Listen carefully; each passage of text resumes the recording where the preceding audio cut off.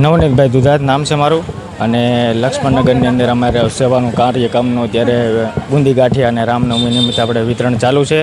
આપણે આ રોજ આ બધું આ ટાઈપનું સેવાનું કાર્યક્રમ તો આપણો રોજે બરોજ ચાલુ જ રહે છે.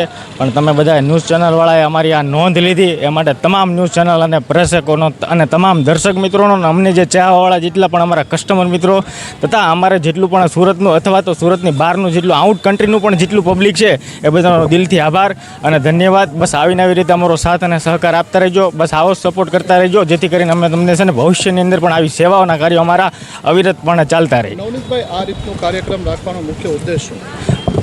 લોકોને આપણા પાસે ભગવાને આપણને આપ્યું છે તો ફૂલ નહીં તો ફૂલની પાખડી આપણને દેવાવાળા બનાવ્યા છે.